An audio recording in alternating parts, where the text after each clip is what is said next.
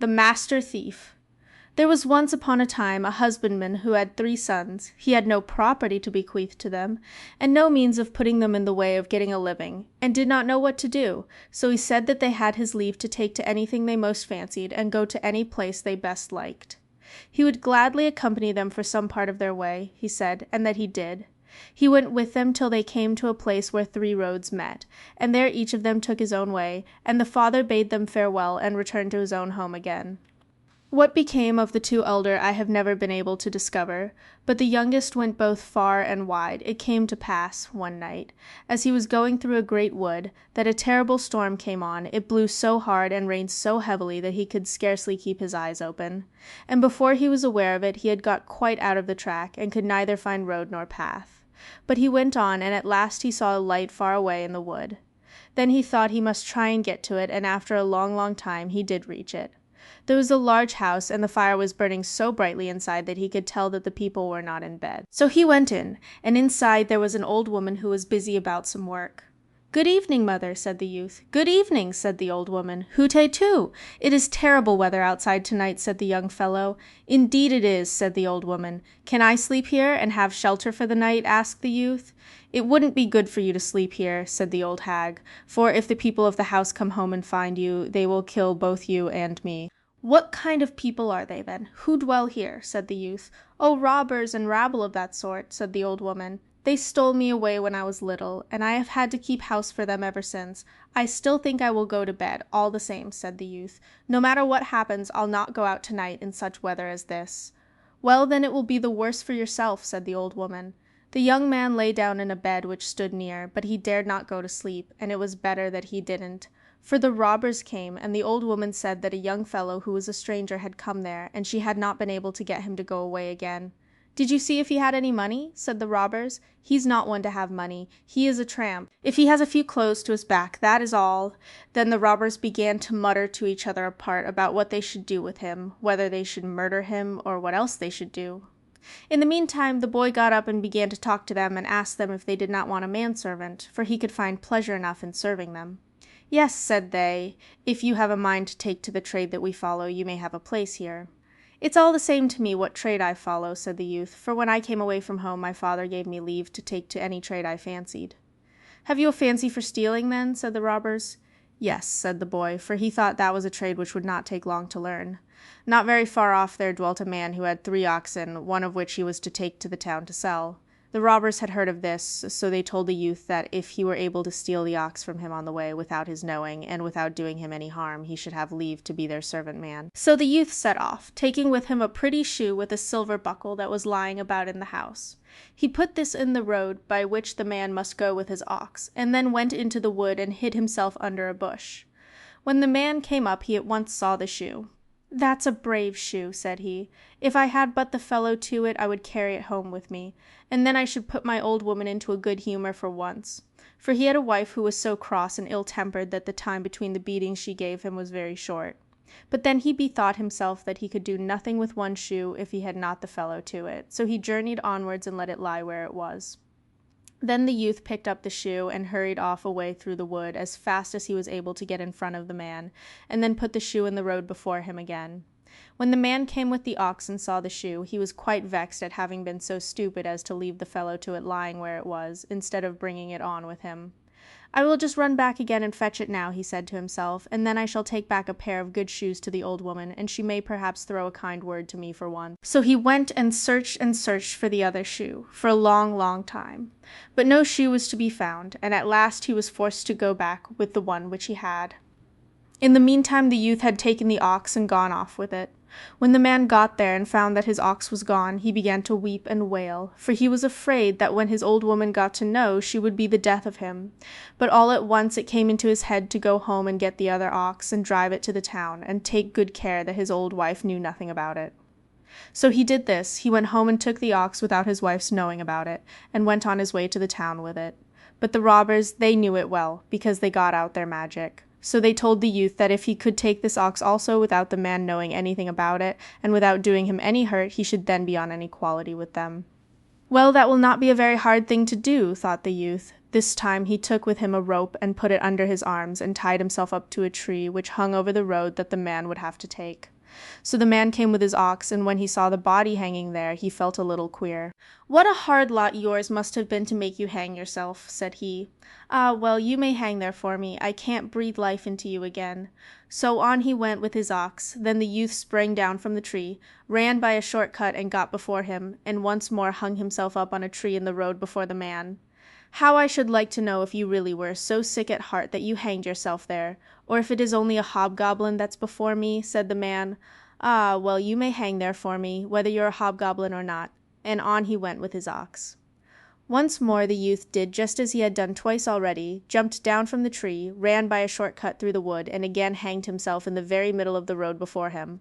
But when the man once more saw this, he said to himself, "What a bad business this is! Can they all have been so heavy-hearted that they have all three hanged themselves? No, I can't believe that it is anything but witchcraft. But I will know the truth," he said.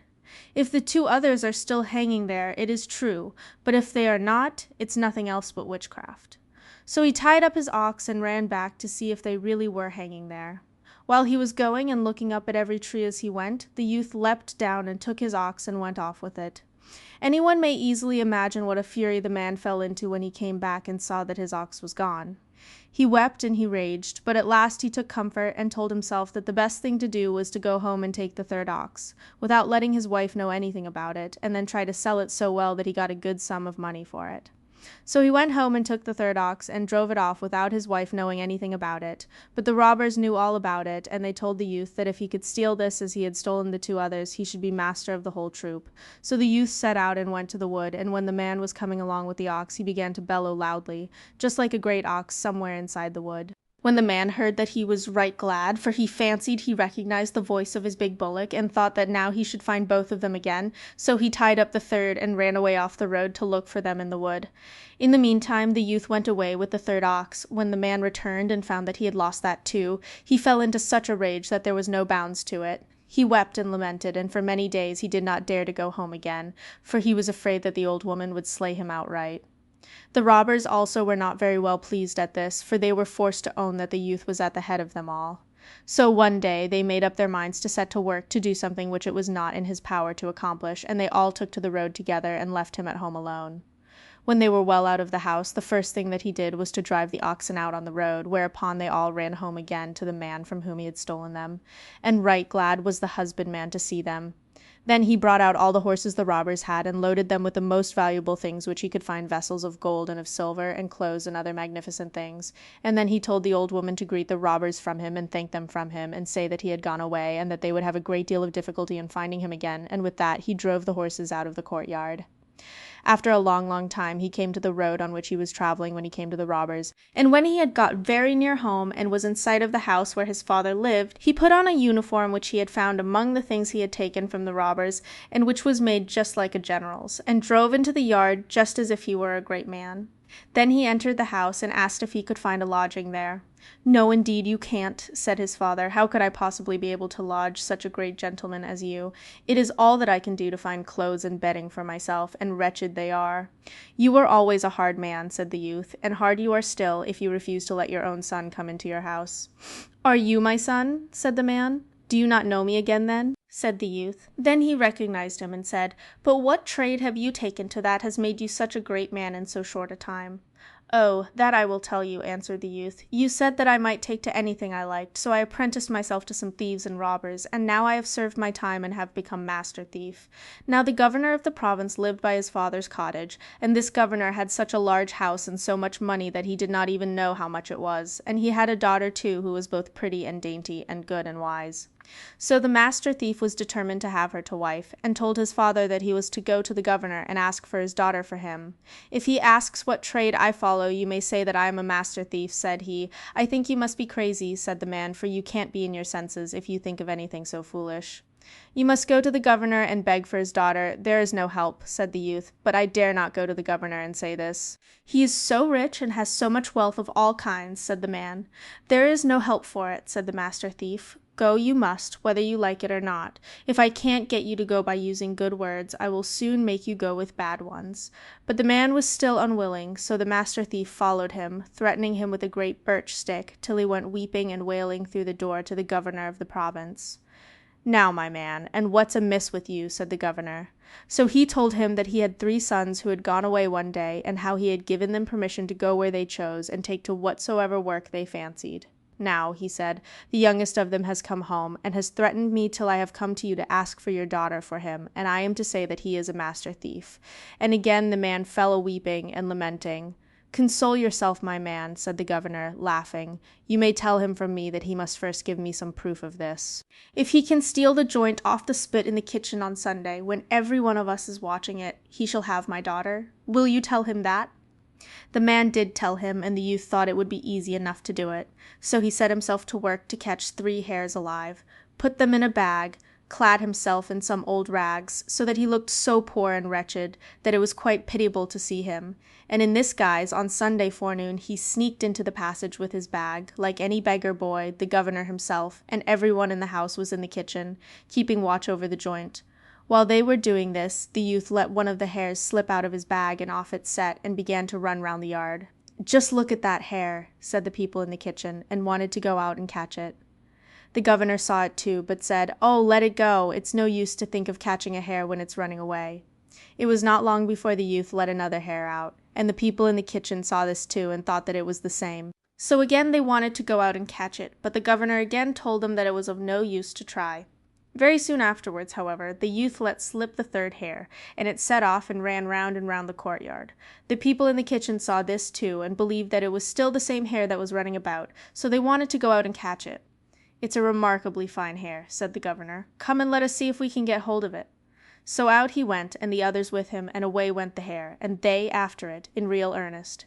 In the meantime, however, the master thief took the joint and ran off with it, and whether the governor got any roast meat for his dinner that day, I know not, but I know that he had no roast hare, though he chased it till he was both hot and tired. At noon came the priest, and when the governor had told him of the trick played by the master thief, there was no end to the ridicule he cast on the governor. "For my part," said the priest, "I can't imagine myself being made a fool of by such a fellow as that." "Well, I advise you to be careful," said the governor, "for he may be with you before you are all aware." But the priest repeated what he had said, and mocked the governor for having allowed himself to be made such a fool of. Later in the afternoon the master thief came and wanted to have the governor's daughter as he had promised. "You must first give some more samples of your skill," said the governor, trying to speak him fair. "For what you did today was no such very great thing after all. Couldn't you play off a really good trick on the priest, for he is sitting inside there and calling me a fool for having let myself be taken in by such a fellow as you?" "Well, it wouldn't be very hard to do that," said the master thief. So he dressed himself up like a bird, and threw a great white sheet over himself, broke off a goose's wings, and set them on his back, and in this attire climbed into a great maple tree which stood in the priest's garden.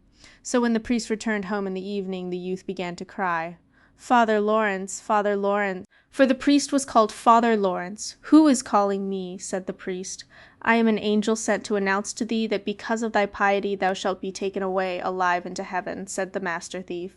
"Wilt thou hold thyself in readiness to travel away next Monday night? For then will I come and fetch thee, and bear thee away with me in a sack, and thou must lay all thy gold and silver, and whatsoever thou mayest possess of this world's wealth, in a heap in thy best parlour." So Father Lawrence fell down on his knees before the angel and thanked him, and the following Sunday he preached a farewell sermon, and gave out that an angel had come down into the large maple tree in his garden, and had announced to him that, because of his righteousness, he should be taken up alive into heaven. And as he thus preached and told them this, everyone in the church, old or young, wept. On Monday night the master thief once more came as an angel, and before the priest was put into the sack he fell on his knees and thanked him. But no sooner was the priest safely inside it than the master thief began to drag him away over stocks and stones. "Oh, oh," cried the priest in the sack, "where are you taking me?" "This is the way to heaven. The way to heaven is not an easy one," said the master thief, and dragged him along till he all but killed him. At last he flung him into the governor's goose house, and the geese began to hiss and peck at him, till he felt more dead than alive. "Oh, oh, oh, where am I now?" asked the priest. "Now you are in purgatory," said the master thief, and off he went and took the gold and the silver and all the precious things which the priest had laid together in his best parlour. Next morning, when the goose girl came to let out the geese, she heard the priest bemoaning himself as he lay in the sack in the goose house. "Oh, heavens, who is that, and what ails you?" said she. "Oh," said the priest, "if you are an angel from heaven, do let me out and let me go back to earth again, for no place was ever so bad as this. The little fiends nip me so with their tongs." "I am no angel," said the girl, and helped the priest out of the sack. "I only look after the governor's geese, that's what I do, and they are the little fiends which have pinched your reverence. This is the master thief's doing. Oh, my gold and my silver, and my best clothes," shrieked the priest, and wild with rage he ran home so fast that the goose girl thought he had suddenly gone mad. When the governor learnt what had happened to the priest, he laughed till he nearly killed himself, but when the master thief came and wanted to have his daughter according to promise, he once more gave him nothing but fine words, and said, "You must give me one more proof of your skill, so that I can really judge of your worth. I have 12 horses in my stable, and I will put 12 stable boys in it, one on each horse. If you are clever enough to steal the horses from under them, I will see what I can do for you." "What you set me to do can be done," said the master thief, "but am I certain to get your daughter when it is?" "Yes, if you can do that, I will do my best for you," said the governor. So the master thief went to a shop and bought enough brandy to fill 2 pocket flasks, and he put a sleeping drink into one of these, but into the other he poured brandy only. Then he engaged 11 men to lie that night in hiding behind the governor's stable. After this, by fair words and good payment, he borrowed a ragged gown and a jerkin from an aged woman, and then, with a staff in his hand and a poke on his back, he hobbled off as evening came on towards the governor's stable. The stable boys were just watering the horses for the night, and it was quite as much as they could do to attend to that. "What on earth do you want here?" said one of them to the old woman. Oh dear, how cold it is," she said, sobbing and shivering with cold. Oh dear, it's cold enough to freeze a poor old body to death." And she shivered and shook again and said, "For heaven's sake give me leave to stay here and sit just inside the stable door." "You will get nothing of the kind. Be off this moment. If the governor were to catch sight of you here, he would lead us a pretty dance," said one. "Oh, what a poor helpless old creature," said another, who felt sorry for her. "That poor old woman can do no harm to anyone. She may sit there and welcome." The rest of them thought that she ought not to stay, but while they were disputing about this and looking after the horses, she crept farther and farther into the stable, and at last sat down behind the door, and when once she was inside, no one took any more notice of her. As the night wore on, the stable boys found it rather cold work to sit still on horseback. "Hutetu, but it is fearfully cold," said one, and began to beat his arms backwards and forwards across his breast. "Yes, I am so cold that my teeth are chattering," said another. "If one had but a little tobacco," said a third.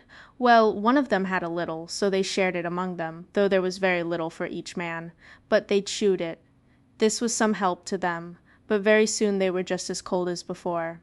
"Hutetu," said one of them, shivering again. "Hutetu," said the old woman, gnashing her teeth together till they chattered inside her mouth, and then she got out the flask, which contained nothing but brandy, and her hands trembled so that she shook the bottle about, and when she drank it made a great gulp in her throat. "What is that you have in your flask, old woman?" asked one of the stable boys. "Oh, it's only a little drop of brandy, your honor," she said. "Brandy? What? Let me have a drop, let me have a drop," screamed all the 12 at once. "Oh, but what I have is so little," whimpered the old woman. "It will not even wet your mouths." But they were determined to have it, and there was nothing to be done but give it, so she took out the flask with the sleeping drink, and put it to the lips of the first of them. And now she shook no more, but guided the flask so that each of them got just as much as he ought, and the 12th had not done drinking before the first was already sitting snoring. Then the master thief flung off his beggar's rags, and took one stable boy after the other, and gently set him astride on the partitions which divided the stalls, and then he called his 11 men who were waiting outside, and they rode off with the governor's horses. In the morning, when the governor came to look after his stable boys, they were just beginning to come to again. They were driving their spurs into the partition, till the splinters flew about, and some of the boys fell off, and some still hung on and sat looking like fools. "Ah, well," said the governor, "it is easy to see who has been here, but what a worthless set of fellows you must be to sit here and let the master thief steal the horses from under you." And they all got a beating for not having kept watch better. Later in the day the master thief came and related what he had done, and wanted to have the governor's daughter as had been promised. But the governor gave him $100, and said that he must do something that was better still. "Do you think you can steal my horse from under me when I'm out riding on it?" said he. "Well, it might be done," said the master thief, "if I were absolutely certain that I should get your daughter. So the governor said that he would see what he could do, and then he said that on a certain day he would ride out to a great common where they drilled the soldiers. So the master thief immediately got hold of an old worn-out mare and set himself to work to make a collar for it of green withies and branches of broom, bought a shabby old cart and a great cask, and then he told a poor old beggar woman that he would give her $10 if she would get into the cask and keep her mouth wide open beneath the tap hole, into which he was going to stick his finger. No harm should happen to her, he said. She should only be driven about a little, and if he took his finger out more than once, she should have $10 more. Then he dressed himself in rags, dyed himself with soot, and put on a wig and a great beard of goat's hair, so that it was impossible to recognize him, and went to the parade ground, where the governor had already been riding about a long time. When the master thief got there, the mare went along so slowly and quietly that the cart hardly seemed to move from the spot. The mare pulled it a little forward and then a little back, and then it stopped quite short. Then the mare pulled a little forward again, and it moved with such difficulty that the governor had not the least idea that this was the master thief. He rode straight up to him and asked if he had seen anyone hiding anywhere about in a wood that was close by. "No," said the man, "that have I not." "Hark you," said the governor, "if you will ride into that wood and search it carefully to see if you can light upon a fellow who is hiding in there, you shall have the loan of my horse and a good present of money for your trouble." "I'm not sure that I can do it," said the man, "for I have to go to a wedding with this cask of mead which I have been to fetch, and the tap has fallen out on the way, so now I have to keep my finger in the tap hole as I drive." "Oh, just ride off," said the governor, "and I will look after the cask and the horse too." So the man said that if he would do that he would go, but he begged the governor to be very careful to put his finger into the tap hole the moment he took his out. So the governor said that he would do his very best, and the master thief got on the governor's horse. But time passed, and it grew later and later, and still the man did not come back, and at last the governor grew so weary of keeping his finger in the tap hole that he took it out.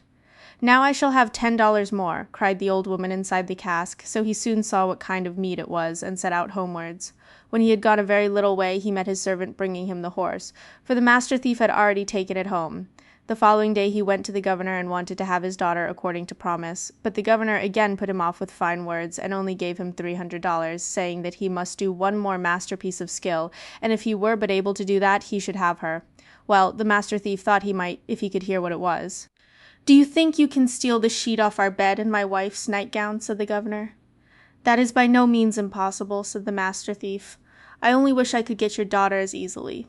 So late at night the master thief went and cut down a thief who was hanging on the gallows, laid him on his own shoulders, and took him away with him. Then he got hold of a long ladder, set it up against the governor's bedroom window, and climbed up and moved the dead man's head up and down, just as if he were someone who was standing outside and peeping in. "There's the master thief, mother," said the governor, nudging his wife. "Now I'll just shoot him, that I will." So he took up a rifle which he had laid at his bedside. "Oh no, you must not do that," said his wife. "You yourself arranged that he was to come here." "Yes, mother, I will shoot him," said he, and lay there aiming, and then aiming again, for no sooner was the head up and he caught sight of it, than it was gone again. At last he got a chance and fired, and the dead body fell with a loud thud to the ground, and down went the master thief too, as fast as he could. "Well," said the governor, "I certainly am the chief man about here, but people soon begin to talk, and it would be very unpleasant if they were to see this dead body. The best thing that I can do is to go out and bury him." "Just do what you think best, father," said his wife. So the governor got up and went downstairs, and as soon as he had gone out through the door, the master thief stole in and went straight upstairs to the woman. "Well, father dear," said she, for she thought it was her husband, "have you got done already?" "Oh yes, I only put him into a hole," said he, "and raked a little earth over him. That's all I have been able to do tonight, for it is fearful weather outside. I will bury him better afterwards, but just let me have the sheet to wipe myself with, for he was bleeding and I have got covered with blood with carrying him." So she gave him the sheet. "You will have to let me have your nightgown too," he said, "for I begin to see that the sheet won't be enough." Then she gave him her nightgown, but just then it came into his head that he had forgotten to lock the door, and he was forced to go downstairs and do it before he could lie down in bed again. So off he went with the sheet and the nightgown too. An hour later the real governor returned. "Well, what a time it has taken to lock the house door, father," said his wife, "and what have you done with the sheet and the nightgown?" "What do you mean?" asked the governor. "Oh, I'm asking you what you have done with the nightgown and sheet that you got to wipe the blood off yourself with," said she. "Good heavens," said the governor, "has he actually got the better of me again?" When day came, the master thief came too, and wanted to have the governor's daughter as had been promised, and the governor dared do no otherwise than give her to him, and much money besides, for he feared that if he did not the master thief might steal the very eyes out of his head, and that he himself would be ill spoken of by all men. The master thief lived well and happily from that time forth, and whether he ever stole any more or not, I cannot tell you, but if he did, it was but for pastime.